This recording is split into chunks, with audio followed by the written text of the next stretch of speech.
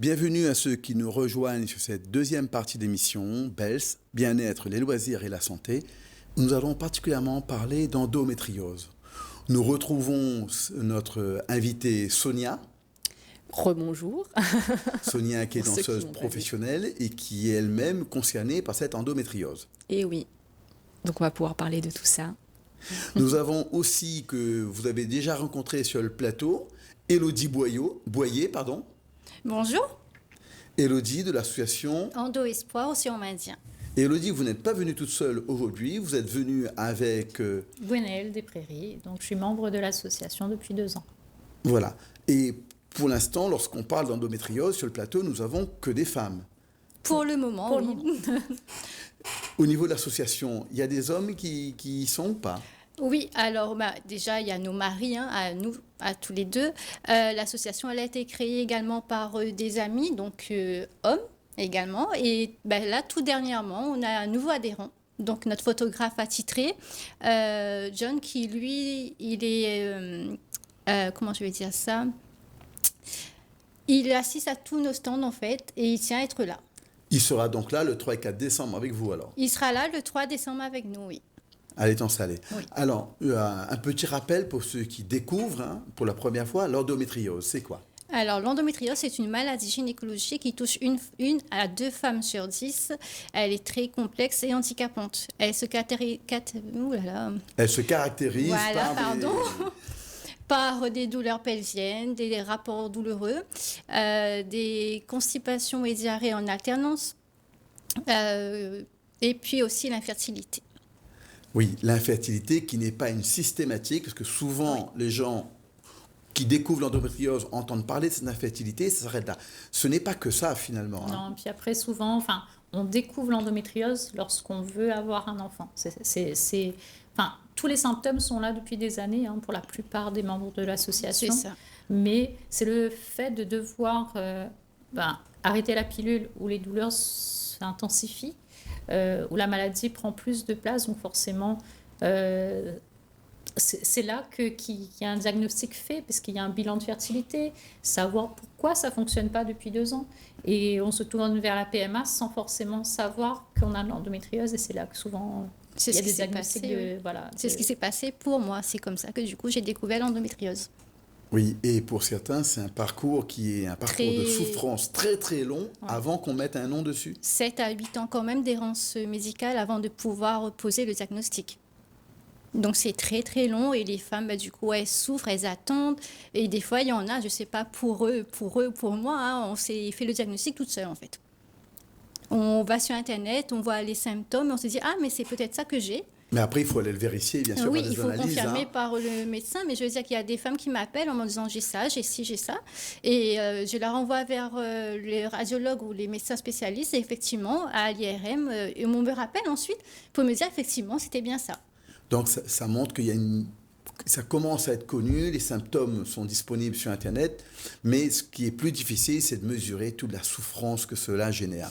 Sonia, vous-même, vous avez eu l'occasion dans votre parcours professionnel d'accueillir des dames atteintes d'endométriose, Tout à fait. Sans savoir que vous étiez vous-même concernée. Oui, tout à fait. En fait, je les ai accompagnées dans le maintien de leur féminité, dans le changement de corps avec les traitements, après les chirurgies. Précisez-nous votre activité, bien sûr. Oui, voilà. Donc justement, j'allais y venir. Je pratique les danses, on va dire, les plus sexy et les plus sensuelles, puisque je fais tout ce qui est salsa et surtout les danses brésiliennes avec la samba. Et du coup, c'est on va dire un média, c'est un outil qui permet vraiment de pouvoir se découvrir, se redécouvrir et puis faire avec le nouveau corps que l'on a. Et donc, j'étais dans cet accompagnement-là pendant des années sans savoir que moi-même, j'étais atteinte. Et en fait, pour reprendre ce que vous disiez, 7 à 8 ans d'errance médicale, mais c'est seulement à partir du moment où on se dit il y a un problème. Moi, pour l'endométriose et pour les maladies qui touchent les femmes, souvent, globalement, je veux dire, souvent, on dit non. Mais non, mais ça, c'est pas grave. Ça arrive, tu n'arrives pas à avoir d'enfant. Non, mais ça va, attends 2 ans. Il y a des choses qui se passent dans son corps qu'on ressent, et quand on en parle à d'autres femmes, non, mais tu sais, moi, il m'arrivait ça. Et donc, du coup, voilà. Donc, c'est 7 à 8 ans à partir du moment où on se dit, non, là, il y a un problème. Moi, pour ma part, depuis que Vous l'âge voulez de dire que- 11 ans, Vous voulez dire que j'avais ça. longtemps avant, Oui. on souffre, Oui. mais on se dit, allez, on a banalisé, C'est ta normal. maman avait des règles douloureuses, tu as des règles douloureuses, et tout ça. Même pas ben, ça, c'est encore pire que ça, si je peux me permettre, tu es chochotte, tu es sensible, tu es hypersensible. En fait, tu n'es pas normal, ce n'est pas la normalité. Donc, moi, comme beaucoup de femmes, on se renferme et on se dit, c'est moi le problème en fait. Et puis, les médecins nous amènent à dire ça, parce que moi, tous les symptômes, je les ai toujours donnés, mais depuis très très jeune. Tous les symptômes que j'ai eus. Moi, depuis l'âge de 11 ans, j'ai ces Et symptômes. quand vous insistez, on vous prend pour une chochotte, vous finissez même par le croire vous-même. Oui, mais on C'est le n'insiste pas en fait. C'est le regard aussi de femmes à l'égard de femmes. Ce n'est pas que le regard des hommes. Mais c'est justement, et puis après on y reviendra, parce que d'où en fait ma présence sur le plateau, c'est parce que moi dans tout mon parcours, j'ai eu d'autres choses qui touchent la féminité en dehors de l'endométriose, mais tout ce dans mon parcours, ce que je me suis rendu compte, c'est que finalement mon ennemi a été les autres femmes, en normalisant des choses qui ne sont pas normales, parce qu'elles ne le vivent pas de la même façon. Nous sommes toutes différentes. Et même les médecins, les spécialistes femmes, parfois j'ai eu des retours en disant « Mais ça va, je sais de quoi je parle, je suis une femme ». Alors qu'un homme, il va avoir cette obligation, il n'a pas le même corps. Donc il va se dire Il peut-être. ne peut pas se comparer. Voilà, il ne peut pas se comparer. Donc Élodie, voilà. vous confirmez ce ressenti régulier parmi ça. les témoignages? Oui, parce que du coup, moi, ça a commencé quand même à l'âge de mes 15 ans. Arriver à l'hôpital avec des règles hémorragiques, voilà. J'arrive là-bas et je tombe sur une gynécologue. Ah, mais tu as 15 ans, c'est normal d'avoir tes règles, mais c'est normal d'avoir des douleurs comme ça. Et puis, je dis, mais c'est pas normal, en fait, d'arriver à l'hôpital avec une serviette, mais quand je dis une serviette, c'est pas une serviette hygiénique, hein, Non, c'est on est vraiment une d'accord. serviette de douche en fait, Oui. où je saigne en bas, c'est pas normal, mais si c'est normal. Donc c'est vrai qu'à ce moment-là, je me dis bon, peut-être que c'est moi, peut-être que du coup je suis jeune, elle a les médecins, donc elle doit savoir mieux que moi. Et c'est vrai que du coup ça m'a mis le doute, et je suis ressortie des urgences juste avec 2-3 médicaments, et puis tu rentres chez toi et la pilule. Et vous seriez Et la donc... pilule, oui. Est-ce qu'on peut dire que ça commence à mieux être connu, mais à l'époque, même le corps médical, quand je dis à l'époque, il y a peut-être encore une quinzaine d'années, même le corps médical était en difficulté face à l'endométriose? Oui, beaucoup. De toute façon, nous, au niveau de l'association, lorsqu'on rencontre les femmes, elles nous disent que, en fait, elles se sentent toutes seules parce que, en parlant avec les médecins, il y a une incompréhension et ça fait pas très longtemps finalement que le module endométriose a été sorti en école de médecine. Donc, ce qui montre qu'il y a quand même un progrès. Il y a des évolutions. On a même récemment oui, trouvé le gène qui serait... responsable de l'inflammation, le gène qui mute et qui serait responsable de l'inflammation de l'endométriose, parce qu'il faut savoir que l'endométriose donne des inflammations dans tout le corps. Beaucoup de femmes atteintes d'endométriose vont pouvoir avoir des inflammations intestinales. Aux 3/4, on se retrouve avec des syndromes d'intestin irritable. Donc, c'est vraiment... Voilà. Il y a l'espoir qui s'installe. Bien sûr. Et bien sûr, pour celles qui veulent être entendues par des gens qui les comprendront parce qu'ils sont passés par là, qui ont plus de témoignages, Endo Espoir, au Océan Indien, Nous sommes est là. disponible. Oui. Nous allons essayer maintenant d'entendre le point de vue, le témoignage d'un homme. Regardons le reportage. On se retrouve maintenant à Saint-Joseph, Vincent d'Eau, chez Alice et Olivier. Alors, Olivier, l'endométriose, vous connaissez ?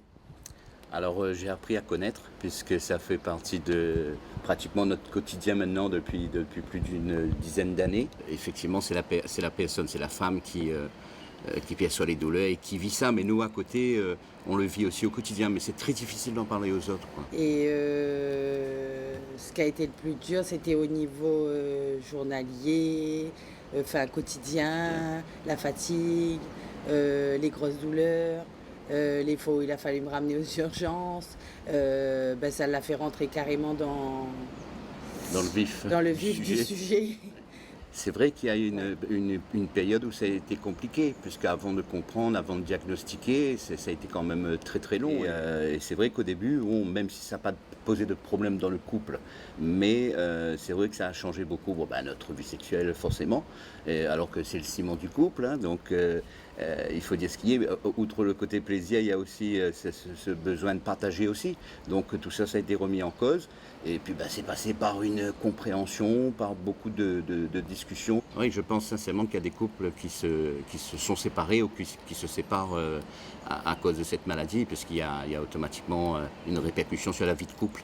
Parce que je fais un boulot qui est quand même assez physique. Et malgré tout, j'ai pas l'impression d'être entendue, surtout par mes employeurs.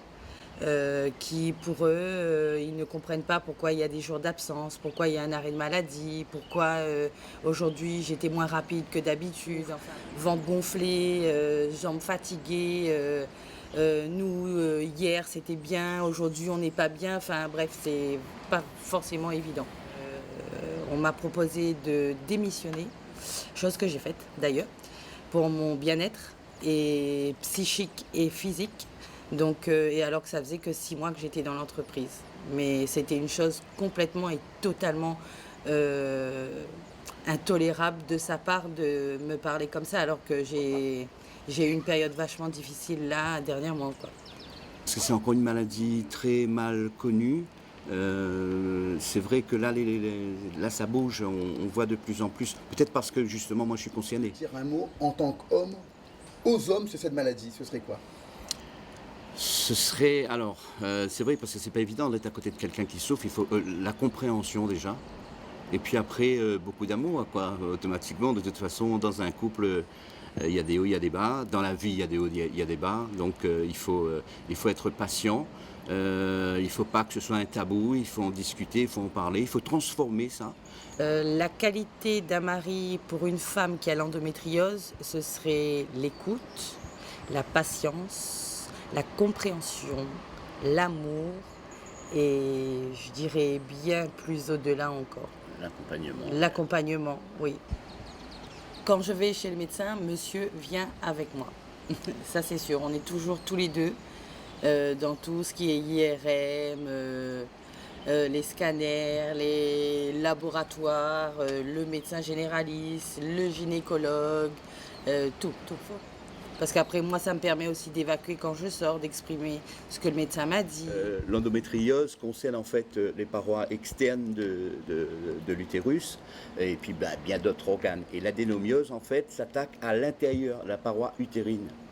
Donc voilà la petite précision. Donc les femmes n'en sont pas forcément toutes atteintes. Et voilà. C'est les mêmes symptômes? C'est les mêmes symptômes, oui. C'est peut-être pas les mêmes douleurs, mais ça se traduit automatiquement par des réactions physiques, quoi. Donc un inconfort, etc. et tout ce qui s'ensuit. Voilà. Oui, là, on a un homme qui nous parle d'endométriose, d'adénomiose. Il est quand même bien au point, là. Généralement, quand les conjoints s'en vont avec nous aux rendez-vous médicaux, c'est vrai qu'ils écoutent très attentivement. Nous, des fois, c'est vrai qu'on n'assimile pas tout de suite ce que le médecin dit, mais eux, c'est vrai. Chérie, tu sais, il a dit ça, il a dit ça, il a dit ça. Il est très bien au courant. Enfin, pour ma part, le mien, il est très bien au courant. Quand vous dites qu'ils s'en vont avec vous chez le gynécologue ou chez le médecin, ou quand ils s'en vont carrément, ils n'entendent pas parler de ça. Ça arrive à certaines aussi, je suppose. Ça casse énormément de couples. Il faut savoir que l'endométriose est une maladie de couple, pas uniquement une maladie de femme. Nous, on le vit physiquement, mais nos maris, nos conjoints le vivent moralement et psychologiquement. Des fois, moi, je sais que mon mari, il n'ose pas se plaindre de certaines situations parce que il sait que moi, je souffre physiquement. Donc, là, l'utilité de l'association, c'est justement que nos maris puissent être en contact et que lorsque nous, on fait une rencontre, eux, ils peuvent se rencontrer aussi. Donc, ils peuvent délier un petit peu les langues, parler de la maladie, parler de leur vie de couple avec la maladie aussi. Et c'est important aussi de pouvoir échanger autant pour eux que pour nous. Et ça solidifie nos couples, honnêtement. Olivier disait hors caméra qu'effectivement, il en parle volontiers pour le reportage, mais avec ses amis, quand sa femme a été quand sa femme a été à l'hôpital pour une hystérectomie. Oui, exactement. On a retiré l'utérus. Quand ses copains lui demandaient pourquoi elle était à l'hôpital, il n'osait pas trop développer. C'est pas facile. Généralement, c'est vrai que c'est encore tabou, surtout qu'une opération, une hystérectomie, c'est qu'on enlève quand même l'utérus. Donc, c'est une partie intime de sa femme. Donc, déjà, le temps qu'on assimile, qu'on t'enlève l'utérus, le temps qu'on te dit que tu peux plus avoir d'enfants et tout, c'est un cheminement. Et du coup, oui, effectivement, je comprends que du coup, il voudrait pas. C'est pas facile d'en parler, en fait, à ce moment-là. Il y a un deuxième point sur le reportage qui m'a beaucoup interpellé, c'est lorsqu'elle dit « Mon employeur, ça faisait 6 mois que j'étais là, avec les souffrances, avec les jours avec et des jours sans, il m'a carrément demandé de démissionner. » Ça arrive souvent dans vos... Alors, moi, j'ai été monitrice d'auto-école pendant quasiment 15 ans. Ça a été très difficile d'être malade tout en travaillant. Dans la voiture, être secoué dans tous les sens, lorsqu'on a des atteintes au niveau digestif, qu'on a mal aux ovaires, qu'on a mal au niveau de la vessie, c'est difficile. Et quand on en parle, c'est un milieu assez masculin déjà. Moi, j'étais une femme, j'étais jeune. Ah, mais oui, mais t'es jeune, ça va passer. Ou, écoute, oui, là, par contre, ça m'arrange pas, t'es un peu trop malade en ce moment, je sais pas trop si je vais te garder, en fait, pour ton contrat, on va rediscuter parce que ce mois-ci, ça fait quand même quelques jours où je vois que t'es fatiguée. C'est vraiment invalidant socialement et professionnellement. Même si on ne se plaint pas, ça se lit sur notre visage qu'on n'est pas bien. Vous dites que, parce que c'est un milieu masculin, mais Alice, elle travaille en tant que coiffeuse. Oui. C'est un milieu plutôt féminin. Elle a rencontré la même problématique. Oui, aussi. Je pense que la méconnaissance sur la maladie fait que les gens ne savent pas de quoi ils parlent déjà, de quoi ils en retournent. Et puis, je pense qu'il faut informer les gens que... Et d'ailleurs, c'est notre sujet en ce moment, nous, au niveau de l'association, on se bat beaucoup pour ça. C'est qu'on aimerait qu'il y ait une reconnaissance de la maladie. J'allais y venir. C'est-à-dire que s'il y avait une reconnaissance de la maladie en termes de handicap, oui, ça permettrait des aides aux entreprises bien sûr, qui auraient une compensation. Sinon, effectivement, ils sont dans une logique qu'on peut comprendre par ailleurs, qui est économique, et quelqu'un qui vient travailler une fois sur deux.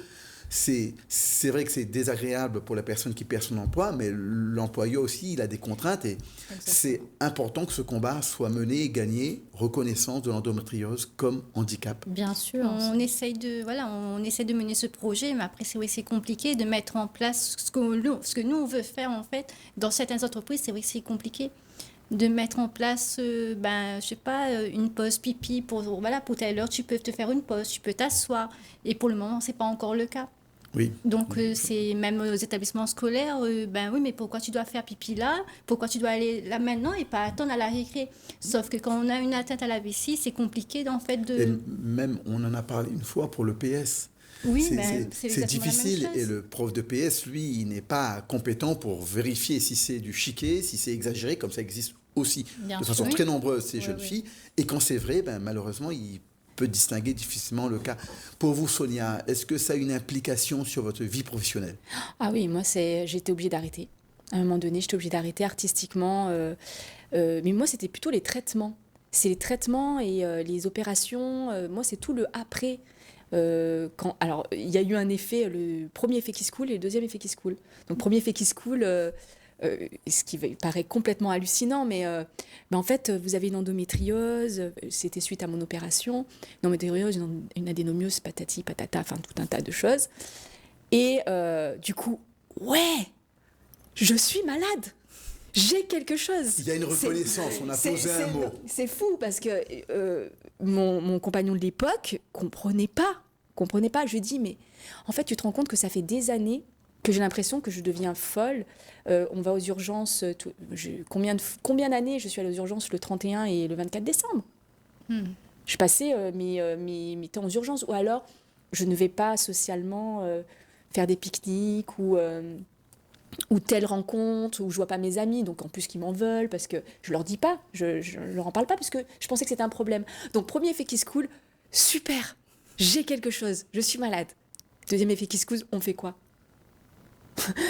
Rien? Ah, des traitements? Ah, d'accord. Et donc, je ne sais pas si vous connaissez la ménopause artificielle. Ouais. Et là, en fait, comme on en a parlé ensemble lorsqu'on a préparé l'émission, bon, j'ai eu l'impression qu'on a un masque social et que ces traitements-là, eh ben, ils t'empêchent d'avoir ce masque-là. Donc du coup, quand j'étais heureuse, j'étais très heureuse. Quand j'étais malheureuse, j'étais très malheureuse. Quand j'étais en colère, très en colère. Donc du coup, les personnes qui me prenaient la tête, ils le savaient. Voilà. Et donc, du coup, j'ai fait un vide, un nettoyage dans ma vie sociale qui est finalement très très bien. Après, pour avoir une note très positive, c'est que aujourd'hui, moi, je me bats pas contre l'endométriose. Ça va Il paraître faut bizarre. vivre Hein. avec. C'est mon amie, elle fait partie de moi, elle est en moi. Peut-être que c'est un mal-être plus profond qui date ancestral ou je ne sais quoi. Ça s'exprime de cette façon-là. Ça fait partie de moi. Maintenant, j'essaye d'en faire une force ou une compagnonne de vie et je vis avec. Cependant, ça n'empêche pas que, effectivement, dans mon activité, combien de spectacles j'ai fait. Alors en plus, moi, en bikini, hémorragie, en bikini. Vous êtes en spectacle et ou alors vous êtes avec votre partenaire et là vous dites oh punaise, comment je vais faire? Oui, en tant que danseuse. Donc voilà, donc on se réinvente. Je sais qu'il y a des jours, moi j'ai mon planning. Oui. Je sais qu'il y a des jours où de toute façon je ne pourrai pas. Je ne pourrais pas partir en voyage parce que ça risque d'être compliqué. Je ne peux pas prévoir des spectacles. Donc effectivement, ça a des répercussions. Pourquoi? Parce que du coup, au niveau... De sacrées contraintes. Ah oui, et puis on ne vous embauche dit, pas de la vous même avez façon. dit, à l'époque, avec mon ancien compagnon, est-ce que ça a eu Ah oui. un impact sur la vie de couple pour vous? Oui, ça a eu une conclusion même. C'était le gros nettoyage. Directement associé à l'endométriose pour vous? Ah oui, complètement. Parce que déjà, en fait, c'était... j'ai découvert mon endométriose suite à une infertilité. Et du coup, c'est posé tout ce qu'il faut faire pour avoir un enfant. Donc lui, il n'était absolument pas contre. En plus, il a toujours été adorable, même sans savoir ce qu'il y avait, même si on n'en a pas parlé, mais sexuellement... C'est compliqué. Hein. C'est très compliqué. Ouais. Parce que sexuellement... il l'évoque, Olivier, sans tabou, il le dit. C'est vraiment pour lui en tant qu'homme et puis pour nous en tant que femmes. Enfin, donc le couple, il est vraiment impacté à 2000%. Et donc du coup, si je ne savais pas si on pouvait avoir des enfants, ça a eu une conclusion là-dessus. Voilà. En tout cas, c'est l'occasion de dire peut-être un grand bravo à ces messieurs qui accompagnent ces dames, qui sont les maris, qui restent présents parce que certains fuient. On n'a pas d'autre mot. Hein. Oui, c'est ça. Certains fuient. Bravo à ces hommes. Et vous vouliez aussi tirer le chapeau à un homme qui vous accompagne au niveau associatif. Oui, alors du coup, je vais commencer par là. Du coup, il y a John, donc notre photographe attitré. Hein. Oui, voilà. Et du coup, c'est vrai qu'on ne s'attendait pas, à Gwenaëlle et moi, même les membres de l'équipe, en fait, à avoir un homme qui nous soutient, en fait, à ce moment-là. Et qui participe à nos stands, même si, il connaît la maladie parce que Gwenaëlle l'a formé un petit peu, on va dire ça comme ça. Mais on se retrouve avec 3 hommes. Quand on va à nos stands, ils sont tous les 3. Et John, lui, il ne nous a pas rejoint parce qu'il était directement impacté dans son copote. Lui, c'est parce qu'il voulait être investi bénévolement dans l'association. C'est ça. C'est ça. Et puis, c'est vrai que je vais laisser Gwenaëlle finir. Et puis, non seulement, il voulait s'investir dans une association, puis il sait ce que c'est de travailler en tant que photographe avec des femmes et des femmes qui ont été blessées dans la vie, que ce soit physiquement ou psychologiquement.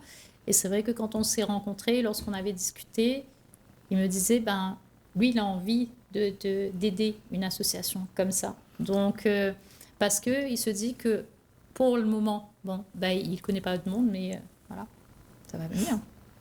En tout cas, merci à vous de vos témoignages. On a beaucoup d'espoir sur ce gène qui a été découvert et tout ce que cela pourra peut-être apporter comme avancée médicale. Et puis, on aura bien sûr l'occasion, et les dames et les hommes qui se posent des questions, de retrouver ces charmantes ambassadrices de l'association Endo Espoir Océan Indien du côté... Alors, du coup, on a plein de stands. On a le 14 novembre au Tampon, au Parc des Palmiers. Ensuite, vous pouvez nous retrouver également le 3 décembre à Croque Park et le 4 également. Voilà. Eh bien, écoutez, souhaitons que cela puisse apporter des réponses. J'aimerais Oui, juste vous voulez rajouter, allez-y. Oui, j'aimerais juste rajouter un truc par rapport à mon mari, en fait, pour lui dire merci, parce que c'est vrai qu'à ce moment-là, je me posais la question, mais qu'est-ce que tu fais avec moi? Donc, merci d'être là, de me soutenir dans le combat, en fait. Alors, je vous propose maintenant de... Je voulais également Il y a remercier encore toujours mon un compagnon dernier. parce que effectivement, et c'est aussi la force qui me donne pour pouvoir continuer dans l'artistique, dans le physique et puis être là. Et puis remercier Farah pour le contact. Voilà. En tout cas, bravo à ses compagnons. Oui. On le dira jamais assez. Je propose de découvrir notre générique de fin qui, pendant tout le mois de novembre, va remplacer le générique habituel pour faire la promotion des Journées Belles du 3 et 4 décembre. Bonjour Emeline, est-ce que tu peux nous parler des journées Bells? Bonjour Christelle, bien sûr. Les Journées Belles, c'est 2 journées spécialisées le vendredi 3 et le samedi 4 décembre pour les seniors, les porteurs de handicap, visibles et invisibles, et leurs aidants. Et Christelle, et toi, tu sais pourquoi c'est un vendredi et un samedi ? Alors oui Emeline, le vendredi en fait c'est beaucoup plus facile pour les institutions de venir avec leurs bénéficiaires et ils auront la possibilité aussi de pouvoir rentrer directement avec leur bus minibus dans le parc. Et le samedi, eh bien du coup plutôt pour le tout public.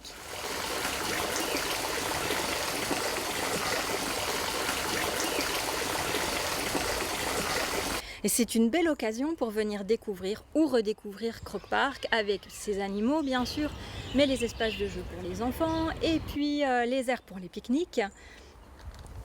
Vous pouvez donc venir avec votre pique-nique ou sinon réserver vos repas directement avec Croc Park. Il y aura des stands bien-être, loisirs, santé, adaptés pour les personnes porteuses de handicap Les seniors. et leurs aidants. J'espère que vous avez bien noté le vendredi 3 décembre et samedi 4 décembre à Croc Park. Un route forestière à l'étang salé. Pour plus d'informations, eh bien vous pouvez contacter les numéros qui s'affichent en bas de votre écran. Et en plus, le tarif est attractif. Ah oui, tarif préférentiel de 5 €. Au lieu des 13 habituels. Moi, j'hésite entre le toboggan et la balançoire. Moi, ce que je préfère, c'est le château gonflable. Merci